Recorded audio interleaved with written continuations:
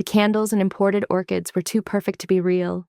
When the microphone hummed to life and over 100 relatives fell silent, I knew I was not the guest of honor, but the sacrifice.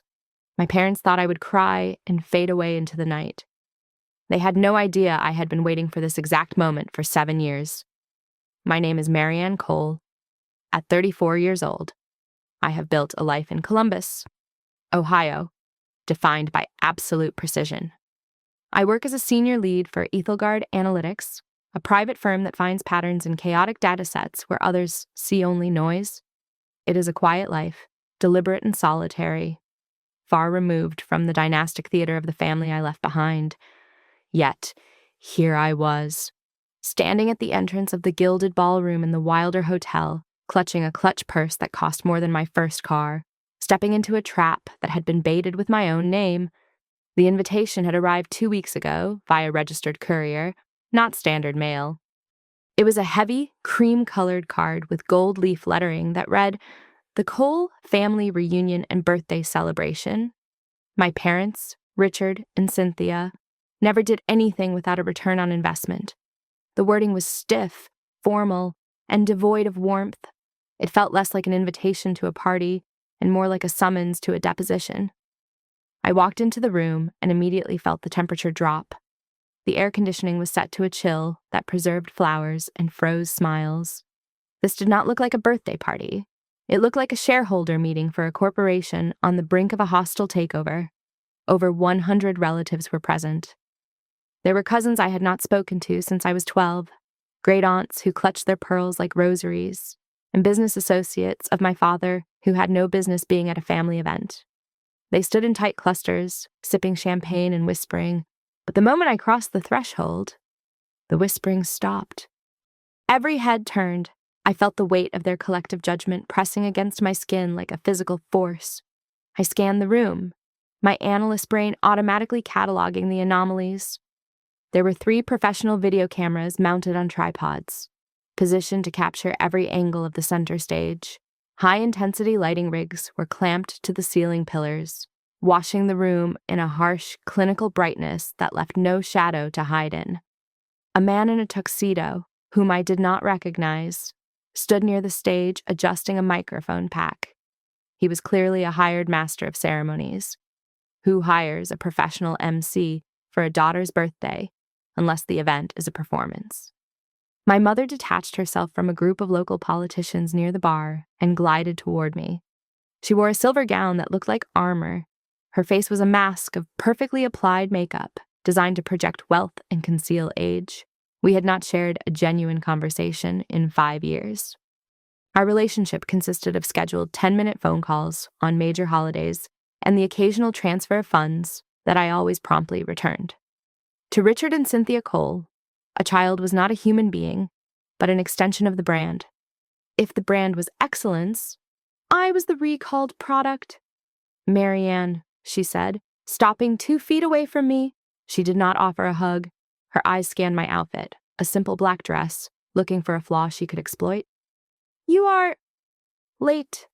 It is exactly 7 o'clock. "Mother," I replied, keeping my voice level. The invitation said 7. People of influence arrive early. "Marianne?" "It shows initiative," she said, her voice dropping to a whisper on the last word. She gestured vaguely to the room full of strangers and estranged kin. "We went to great expense. Everyone is here. Try not to look so sour." "Why are there cameras?" I asked. "Documentation," she said, turning away before I could press her. "Tonight is historic. Go find your seat. You are at table 1, front and center." I watched her walk away. The unease in my stomach tightened into a knot. They had spent tens of thousands of dollars on this evening. The centerpieces alone were towering arrangements of white lilies that likely cost $300 each. My parents did not spend that kind of money on affection. They spent it on optics. I walked toward table 1, feeling the lenses of the cameras track my movement. I was not here to be celebrated. I was here to be displayed. I sat down, placed my hands on the white tablecloth, and waited for the show to begin. I was curious, in a detached, morbid way, to see just how far they would go to cut me out. They thought I was walking in blind, but they forgot what I did for a living. I noticed patterns, and this pattern screamed of an ambush. I stared at the bubbles rising in my champagne flute, watching them burst one by one. It was a perfect metaphor for my childhood. In the Cole household, affection was not a birthright. It was a performance bonus, awarded only when we hit quarterly targets of social standing and academic excellence. Growing up, I learned quickly that my parents did not want a daughter. They wanted a portfolio asset. My cousin Julian sat 3 tables away, laughing loudly at something my father said. Julian was the golden standard against which I was perpetually measured and found wanting. He was a corporate lawyer with a jawline that looked carved from granite and a wife who had been a debutante. When we were children, if Julian won a spelling bee and I only placed second, the atmosphere in my house would shift. It was not violent. There was no shouting. It was worse. It was the silence. The silence was my parents' favorite weapon. If I wore the wrong dress, if I laughed too loudly, or if I expressed an opinion that contradicted their carefully curated worldview, they would simply stop acknowledging my existence. They would look right through me, passing the salt over my head as if I were a ghost haunting the dining room. That silence taught me how to disappear, but it also taught me how to observe. I learned to read the tightening of my mother's jaw and the subtle twitch of my father's left eye. I learned that love, for them, was transactional. I left home the day after my 18th birthday. I packed 2 suitcases and took a bus to Columbus, determined to scrub the coal stain off my life. I did not take their money. I worked double shifts at a diner to pay for tuition, studying statistics and behavioral science, while my cousins were skiing in the Alps on family dimes. When I landed my position at the data firm, I thought foolishly that it would be enough. I was independent. I was solvent. I owned my own home. But to Richard and Cynthia Cole, I was merely a data clerk living in obscurity. I wasn't a senator. I wasn't a surgeon. I wasn't useful. You look tired. Marianne, a voice drifted over my shoulder. It was Aunt Lydia, my mother's sister, holding a martini glass with a trembling hand. Your mother says you work very long hours. It must be difficult, doing whatever it is you do. I analyze risk, Aunt Lydia, I said, offering her a tight, polite smile. And yes, it pays very well. Oh, money, she sniffed, dismissing the concept as if it were vulgar. It is not about money, dear. It is about legacy. But I suppose we all make our choices. She drifted away, leaving the sting of her pity in the air. This was how every reunion went. It was a gauntlet of passive-aggressive remarks and backhanded compliments designed to make me feel small. For years, I avoided these gatherings. I invented business trips. I feigned illness.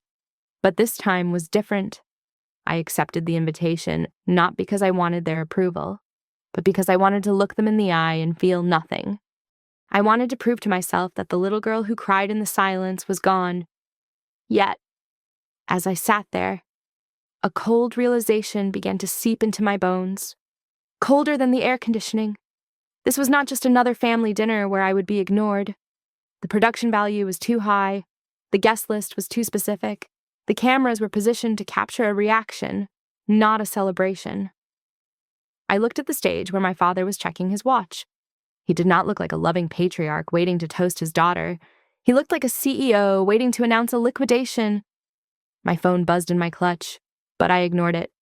I kept my eyes on my parents. I had built a life on predicting outcomes based on data patterns. The data points in this room, the cameras, the silence, the excessive guest list, the lack of actual birthday decorations all converged on a single, terrifying conclusion. They were not here to welcome me back. They were here to publicly amputate me from the family tree so the rot wouldn't spread to their reputation. I took a sip of the champagne. It tasted like ash. I set the glass down and straightened my spine. If they wanted a show, I would give them one, but I would not play the victim they had cast. The gentle hum of conversation died instantly when the master of ceremonies tapped his microphone. The sound echoed through the ballroom like a gavel striking a judge's bench. Ladies and gentlemen, he announced with a practiced, synthetic enthusiasm, please direct your attention to the stage for a special family address from Mr. and Mrs. Cole. The lights dimmed, leaving only a spotlight on the podium. My parents walked up the steps. They did not hold hands. They did not smile. My father, Richard, adjusted his tuxedo cuffs with the same grim precision he used before firing a senior executive. My mother, Cynthia, stood a half step behind him, her hands clasped in front of her waist, her face composed into a portrait of reluctant duty. There was no cake. There were no balloons. The atmosphere shifted violently from a celebration to a tribunal. Thank you all for coming, my father began. His voice was deep, resonant, and completely devoid of warmth. We have gathered here to mark 34 years since Marianne came into our lives. But more importantly, we are here to discuss the future of the Cole legacy. I felt the air leave the room. A waiter near me stopped pouring water, sensing the tension. For generations, this family has stood for excellence. Richard continued, his eyes scanning the crowd, but deliberately avoiding mine. We have built industries. We have shaped communities. We demand a certain caliber of character from those who bear our name. Unfortunately, blood does not always guarantee alignment with those values. My stomach turned over. This was it. The ambush was live. Marianne. My mother spoke into the microphone, her voice trembling with a theatrical sorrow that I knew she had practiced in front of a mirror. We have tried. We have offered you guidance. We have offered you opportunities to correct your pedestrian lifestyle, but you have consistently chosen mediocrity over greatness. You have rejected the path we laid out for you. A murmur rippled through the room. I saw phones being raised at the peripheral tables. The red recording lights blinked like tiny, malicious eyes in the semi-darkness. They were documenting my humiliation. Marianne, my father said, his voice hardening. Stand up. It was a command, not a request. For a second, my legs felt like lead. Every instinct screamed at me to run, to bolt through the double doors and never look back. But I would not give them the satisfaction of seeing me flee. I pushed my chair back. The scrape of wood against the floor sounded deafening in the silence. I stood up, smoothing the front of my black dress, and lifted my chin. I looked straight at the podium. We cannot allow our legacy to be diluted by failure, my father declared, staring right at me now. The spotlight felt hot on my face. We cannot allow our resources to be squandered on a lost cause. Therefore, in the presence of our family and witnesses, we are making a necessary correction. He paused for effect. He was enjoying this. He was the prosecutor and the judge, delivering the verdict he had probably drafted weeks ago. Effective immediately, he said, articulating every syllable. We are formally severing all ties with you. Marianne, you are disowned. You will receive no inheritance. You will hold no position in the family trust. You are no longer a Cole in anything but biology. The silence that followed was absolute. No one breathed. No one moved. I stood there, expecting to feel crushed. I expected the tears that had flowed so freely in my childhood to blind me. But they did not come. Instead, as I looked at my father's arrogant face and my mother's cold eyes, I felt a strange, light sensation in my chest. It was the feeling of a heavy chain finally snapping. Is that all I asked? My voice was not loud, but in the dead silence of the room, it carried perfectly. Sit down. Marianne, my father snapped, clearly annoyed that I had not collapsed in hysterics. This is not a debate. It is a decree. I remained standing. The betrayal was sharp. Yes. It cut deep to know that my parents had staged a birthday party just to publicly execute me socially. But beneath the pain, there was a terrifying clarity. They had played their ace. They had fired their biggest gun. And I was still standing. They thought they were discarding me. But in reality, They had just released me. I looked around the room at the shocked faces of my relatives and then back at the stage. The trial was over, but the war had just begun. I didn't sit. I didn't cry. Instead, I took a step forward, my heels clicking sharply against the marble floor. The sound was a rhythmic defiance that seemed to confuse them. They had scripted a tragedy where I was the weeping victim, but I was rewriting the scene in real time. The silence in the room stretched thin, brittle, and ready to snap. "You went to a lot of trouble," I said, my voice steady, projecting to the back of the room without a microphone. Waiters, lighting rigs, a videographer. Tell me, Richard, how much did this public shaming cost? $20,000, 30. "You are embarrassing yourself," my mother hissed, stepping away from the podium to the edge of the stage. Her knuckles were white where she gripped her clutch. "Sit down or leave." "I will leave," I replied, walking until I was standing right below them, looking up. "But first, let's be honest about why we are really here. This isn't about my character or your legacy. It is about the calendar. I turned 34 today, and according to grandfather's original trust deed, at 34, my share of the voting rights in the family holding company fully vests. Isn't that right?" A ripple of shock went through the room. The guests exchanged glances. The whispers started, low and urgent, like the buzzing of angry bees. My father's face flushed a deep, ugly red. I had struck the nerve. "That is irrelevant," he barked, his composure cracking. "You are unfit to manage assets." "So you decided to ambush me," I continued, relentless. "You thought if you humiliated me in front of 100 people, if you broke me down emotionally, I would sign whatever you put in front of me just to make the pain stop." My father signaled to a man standing in the shadows. It was their personal attorney, Mr. Henderson. He stepped forward, holding a sleek black folder. He did not look me in the eye as he extended it toward me. "It is a standard release, Marianne."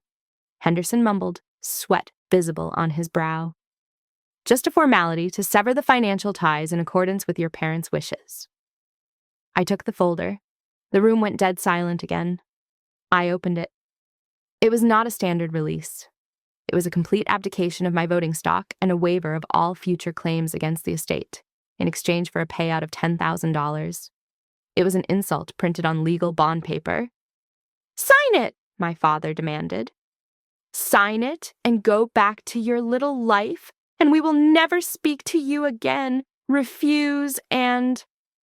Well, we have lawyers who will make sure you spend the next 10 years in court until you are bankrupt." The pressure was suffocating. I could feel the eyes of my cousins, my aunts, and the business partners boring into my back. They were waiting for me to fold. It was the path of least resistance. Sign the paper, take the $10,000, and escape the glare of the lights. "You want me to sign this?" I asked, holding the document up so everyone could see. "Do it!" my mother screeched, losing her poise entirely. "Do it now!" I looked at the signature line. Then I looked at my father. "No," I said clearly.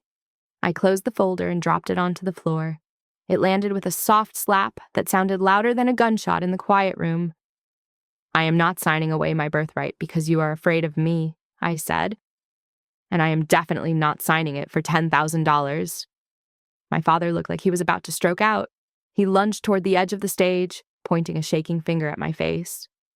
"You selfish, ungrateful child," he shouted, his voice cracking. "We made you. We can destroy you." "You can try," I said, my heart hammering against my ribs, not from fear, but from adrenaline. "But the show is over, Richard, and you didn't get the ending you paid for." The party was officially dead.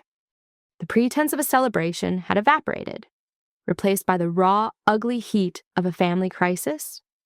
Waiters froze with trays of hors d'oeuvres. The master of ceremonies looked ready to flee.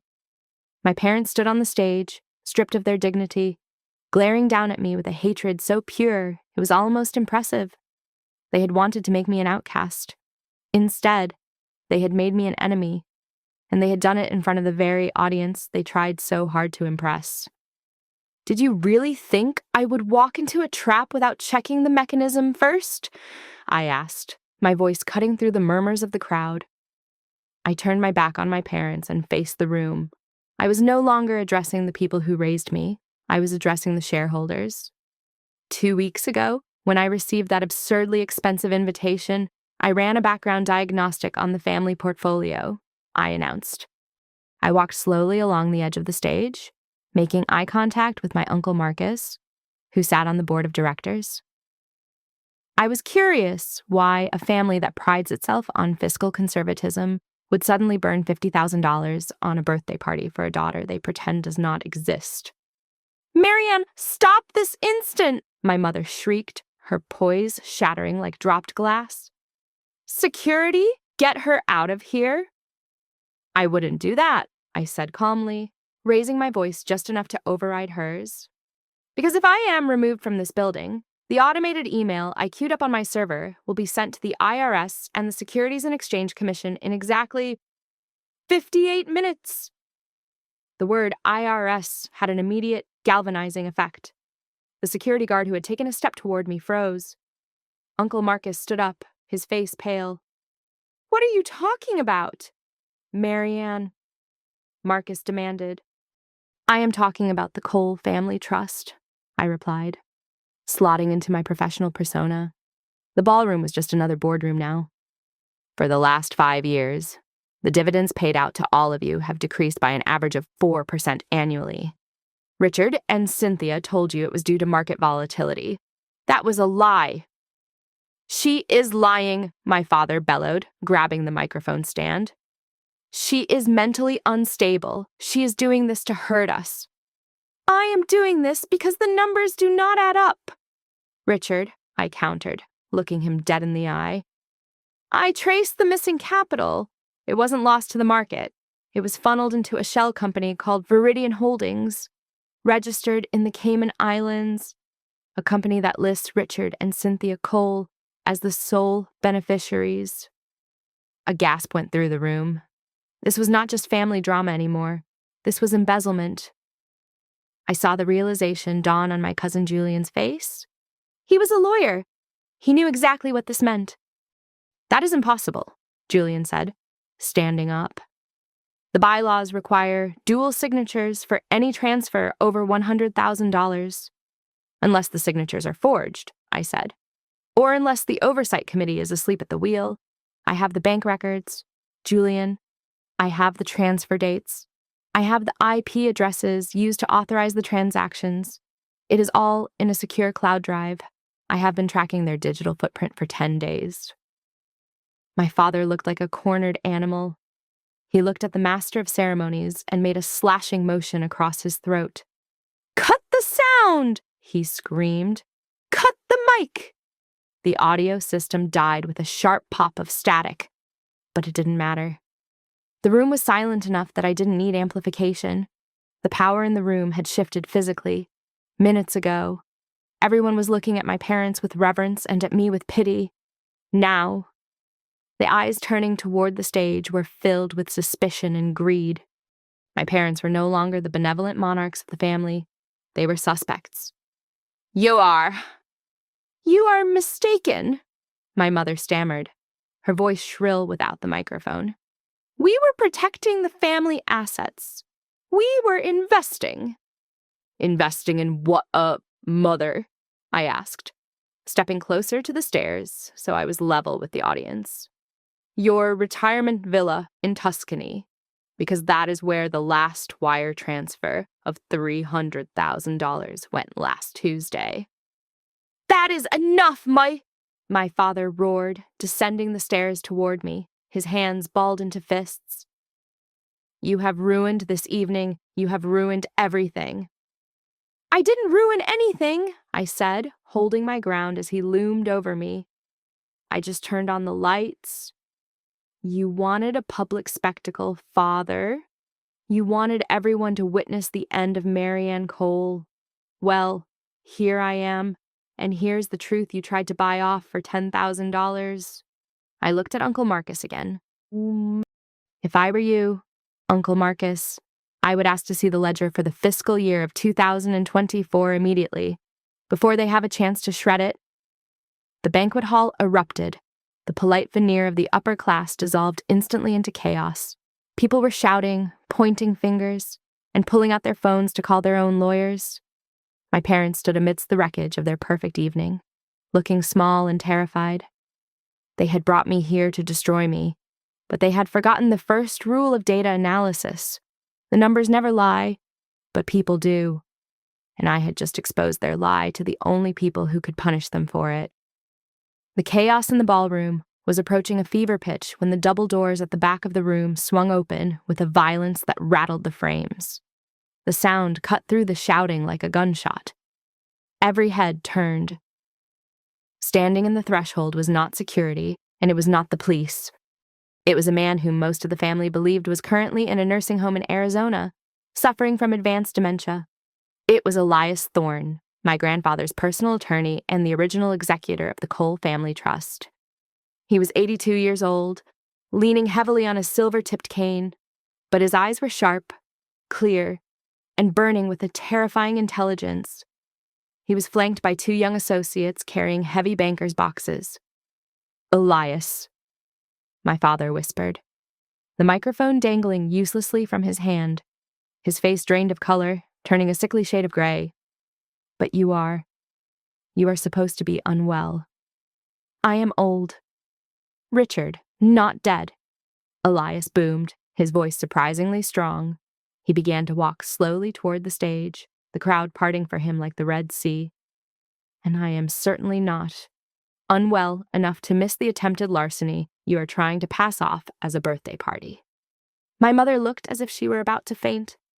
She grabbed my father's arm for support, her fingernails digging into his tuxedo jacket. "Get him a chair," someone shouted, but Elias waved the offer away with his cane. "I do not need a chair," Elias announced, stopping at the base of the stairs, standing right next to me. He looked at me, and for the first time in my life, I saw genuine respect in the old man's eyes. He nodded once, then turned his fury on my parents.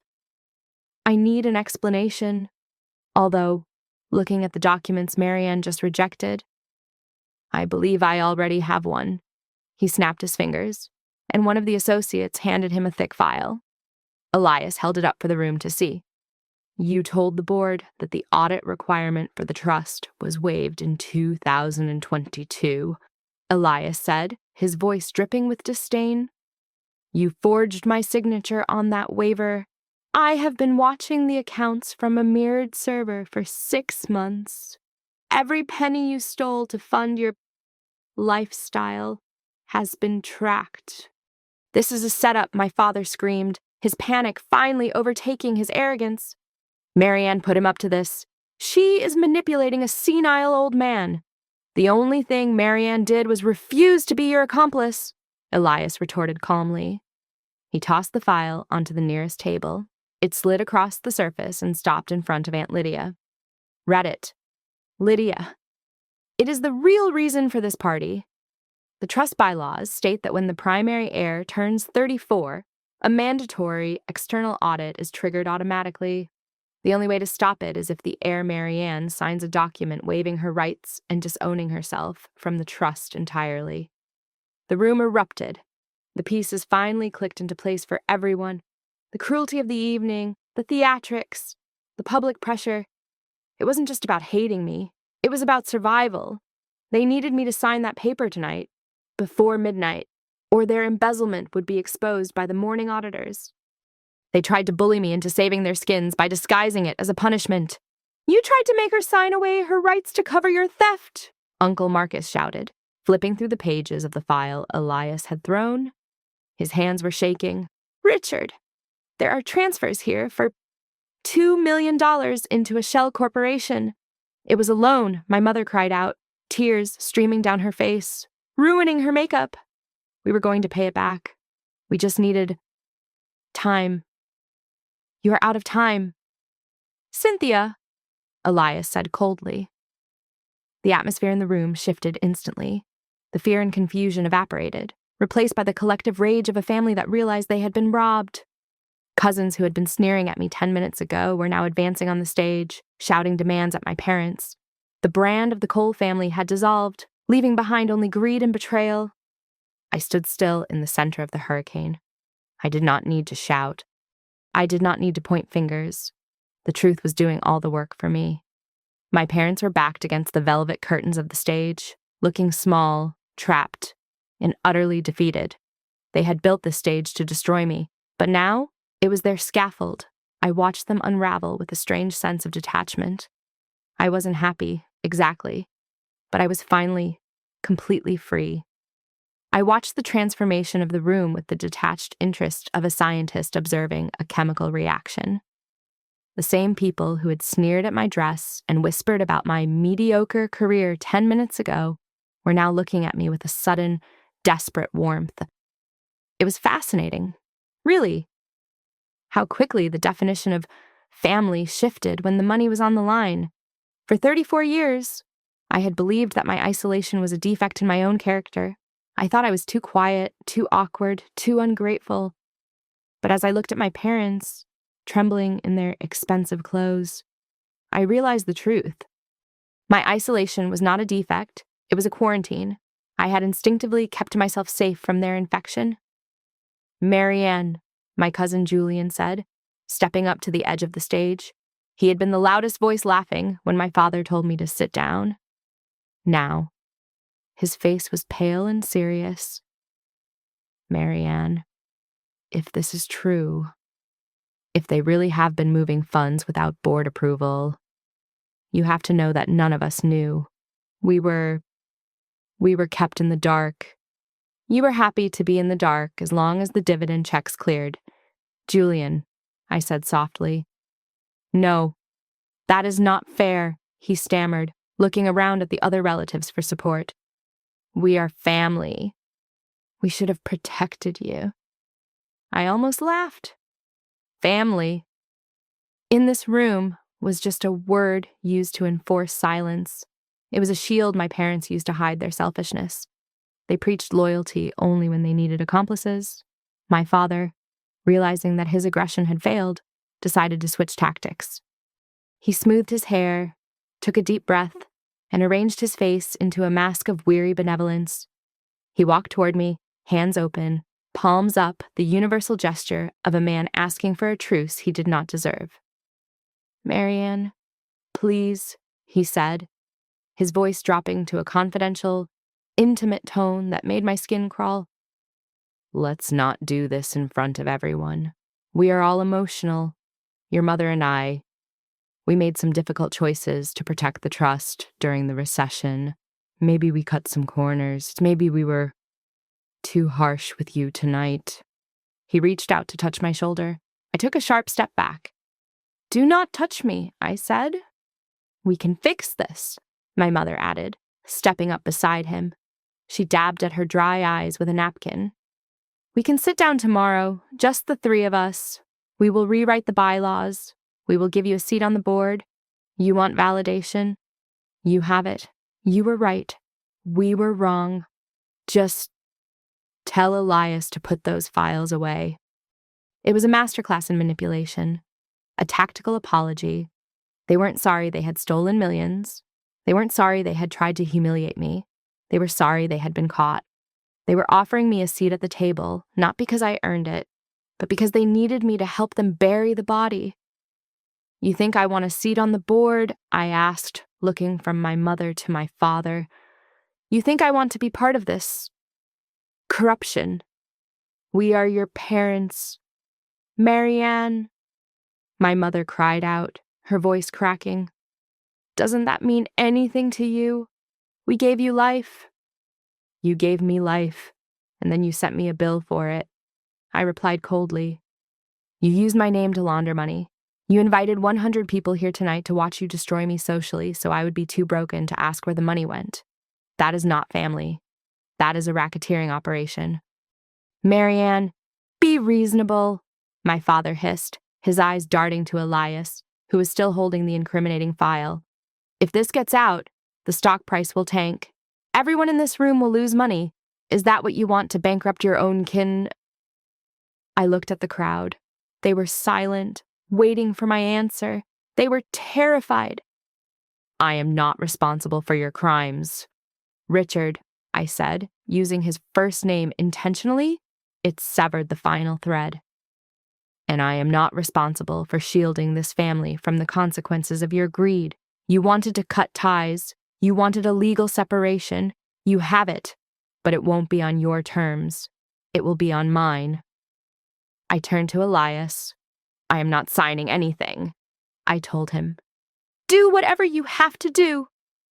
My father lunged forward, his face purple with rage, but Julian and Uncle Marcus stepped in front of him, blocking his path.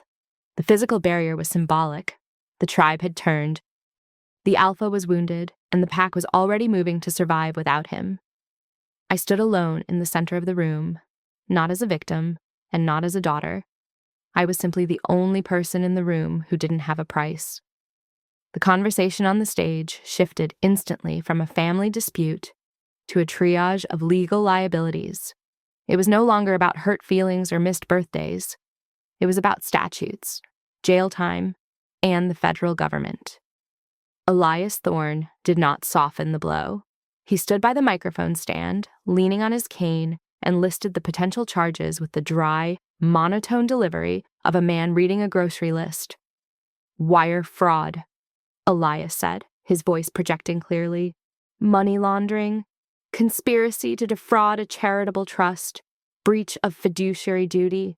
Every term landed like a physical blow on my parents. My father, Richard, looked as though he were physically shrinking inside his tuxedo. The arrogant tilt of his chin was gone, replaced by the hunched, defensive posture of a man who knows the police are on the way. This is a misunderstanding, my father shouted, though his voice lacked its usual booming authority. We had verbal approval. We had intentions to repay. Intentions do not hold up in court. Richard, Uncle Marcus said, stepping in. He was sweating. I could see the calculation behind his eyes. He was already distancing himself, figuring out how to cut Richard loose to save his own skin. If the Securities and Exchange Commission gets wind of this, my God, we are all exposed. The board signed off on those quarterly reports because you vouched for them.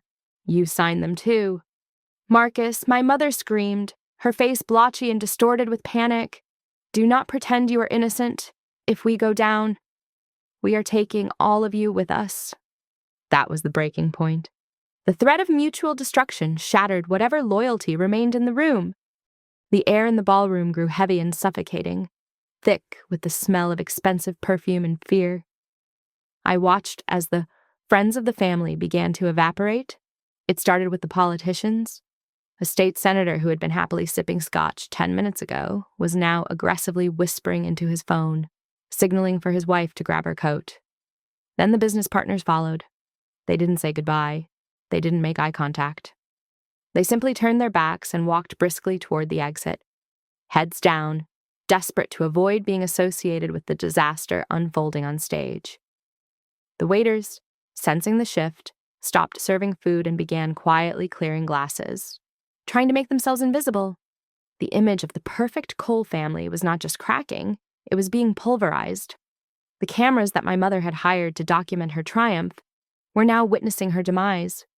One of the videographers, confused by the shouting, had kept rolling. My father noticed the red tally light. Turn that off, he roared, lunging toward the camera. Turn it off right now. He looked deranged. The mask of the benevolent patriarch had slipped completely, revealing the frightened, vicious bully underneath. I stood my ground as the room emptied, watching the empire crumble. I felt a strange, cold calm. I was the eye of the storm. Finally, the shouting died down to a tense standoff. Most of the guests had fled. Only the core family members, the ones too involved to leave, remained. My parents turned to me. They were breathing heavily, their chests heaving. My mother walked up to me. Her eyes were dry now. The tears she had used earlier for effect were gone. All that remained was a pure, distilled hatred. You ungrateful little wretch, she hissed, her voice trembling with rage. We gave you everything. We gave you a name. We gave you a standard of living that most people only dream of. And this is how you repay us by destroying us. I didn't destroy you, I said, my voice steady. The truth destroyed you. I just opened the door. You think you are smart, my father said, stepping up beside her. He was shaking, his hands clenched into fists at his sides. You think you can just walk away from this? You have no idea what you have started. We have lawyers who will bury you in litigation for the next 20 years. I will spend every last dollar I have to make sure you never work in this state again. I will make you destitute. You don't have 20 years, Richard, I replied, looking him in the eye. And judging by the files Elias is holding, you don't have the dollars either. Get out, he whispered, the sound guttural and wet. Get out of my sight. You are dead to us. Do you hear me? You are not my daughter. You are nothing. I was nothing to you the moment I stopped being profitable. I said. I looked at them one last time. There was no sadness in me. I searched for it, checking my internal emotional dashboard, but the needle was at 0. I didn't feel like a daughter losing her parents. I felt like a prisoner whose sentence had just been commuted. Goodbye, Richard. Goodbye, Cynthia, I said. I turned my back on them. The silence in the room was heavy, pressing down on the floor like lead. I could feel their eyes burning into my back, radiating malice. They wanted me to scream back. They wanted to fight, but I denied them that final satisfaction. I walked toward the exit, the click of my heels the only sound in the cavernous, empty ballroom. The conflict wasn't over. The lawyers would see to that, but the relationship was finally, mercifully, dead. The shouting had ceased. The ballroom, once a cacophony of accusations and performative grief, settled into a heavy, suffocating silence.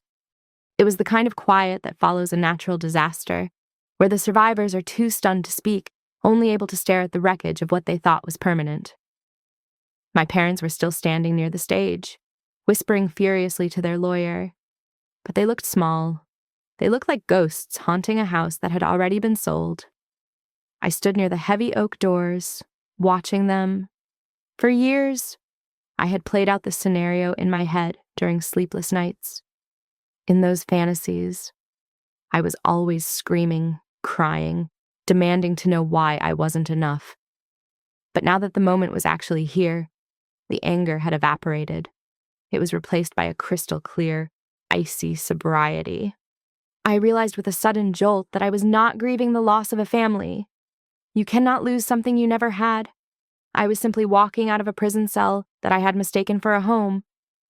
I scanned the room. The few relatives who remained, mostly those too entangled in the financial mess to leave, avoided my gaze. Cousin Julian was sitting with his head in his hands. Aunt Lydia was clutching her purse to her chest, as if it contained her last lungful of air. When she finally looked up and caught my eye, I didn't see the usual condescension.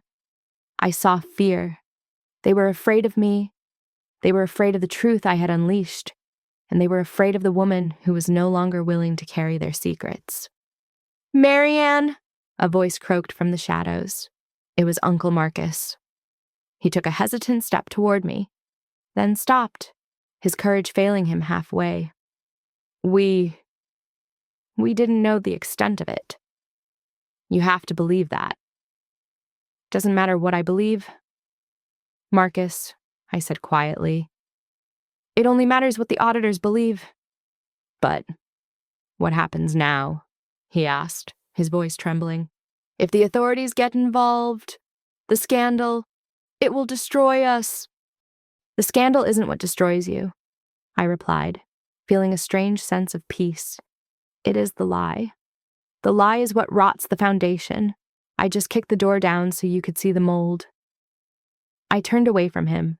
I felt an immense, expansive loneliness. But it wasn't the painful loneliness of my childhood. It was the solitude of a mountain peak. It was cold, yes, but the air was clean and I could see for miles.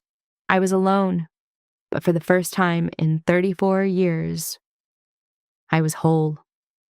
I didn't need their approval to exist. I didn't need their money to survive. I walked over to the coat check. The attendant, a young woman who had missed the drama inside, smiled brightly as she handed me my trench coat. "Leaving so soon?" she asked. "The party's just getting started."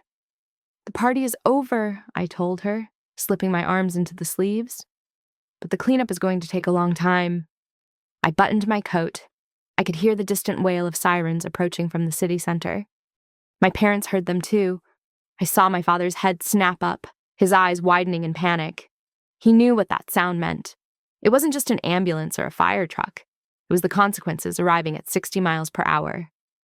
I pushed open the double doors and stepped out into the cool night air. I didn't run. I didn't look back at the hotel that loomed behind me like a mausoleum. I walked to the curb and raised my hand to hail a taxi. My phone buzzed in my pocket, probably Elias confirming the final step of the plan, but I didn't check it. I didn't need to. The mechanism was in motion. The trap they had built for me had snapped shut around their own ankles. All that was left now was to let gravity do its work. I watched the revolving doors of the hotel spin one last time. Through the thick glass, I could see the lobby filling with uniformed officers. My parents were likely still standing on that stage, clinging to their microphones, waiting for a savior who was not coming. I had made my final decision 10 minutes ago, when I handed Elias the encrypted drive. That drive did not just contain bank records. It contained a signed affidavit from me, formally requesting a federal investigation into the mismanagement of the Cole family trust. By trying to force me to sign away my rights, they had unwittingly given me the leverage to act as a whistleblower. If I had stayed silent, I would have been complicit. By disowning me publicly, they had liberated me from the obligation of protecting them. It was a poetic, perfect circle. The plan to remove me had pivoted 180 degrees, snapping back to break the necks of the people who set the trap. Elias hobbled out of the hotel entrance, flanked by his associates. He looked tired but satisfied. He stopped a few feet away from me, leaning heavily on his cane. "The officers are asking for the complainant," Elias said, his voice raspy against the noise of the sirens. I told them, "You were unavailable. Thank you." "Elias," I said. "Do they have everything they need?" "They have enough to freeze the assets by morning," he replied. "Richard and Cynthia will be lucky if they are released on bail before the weekend. The reputation of the firm is, well, it is ash." I nodded. I felt a strange lightness in my chest, as if a heavy coat had been lifted from my shoulders. There was no thrill of victory. I did not feel the urge to run back inside and laugh in their faces. That would have been petty, and this was not about pettiness. It was about precision, revenge. I realized. Did not require screaming matches or thrown wine glasses. It did not require violence. True revenge was simply the ruthless application of the truth to people who had built their lives on lies. "Are you going to be all right?" Marianne Elias asked, looking at me with genuine concern. "You are an orphan now, in every way that matters to the law. I have been an orphan for a long time." "Elias," I told him. "Tonight. I just made it official." I opened the door of the taxi. The interior smelled of cheap air freshener and old leather, but to me, it smelled like freedom. I looked back at the hotel one last time, the flashing lights reflected in the windows, painting the building in chaotic strokes of red and blue. Inside that building, the Cole dynasty was ending. My cousins, my aunts, my parents. They were all trapped in the wreckage of their own greed, forced to watch the walls close in. I was the only one driving away. "Where to?" Lady, the driver asked, looking at me in the rearview mirror. "Take me to the airport," I said. "I have a flight to catch. And turn off the radio. I want to enjoy the quiet." As the car pulled away, merging into the traffic of the city, I didn't look back. I closed my eyes and breathed in deeply. The silence was absolute. It was the most expensive, luxurious thing I had ever owned, and I had bought it with the truth. Thanks so much for listening to Marianne's story all the way to the end. I'd love to hear where you guys are tuning in from. So please drop a comment below and let me know your thoughts on how she handled her family. If you enjoyed this story, Please make sure to subscribe to Victoria Revenge Stories, hit that like button, and give the video a hype so we can share these stories with even more people. See you in the next one.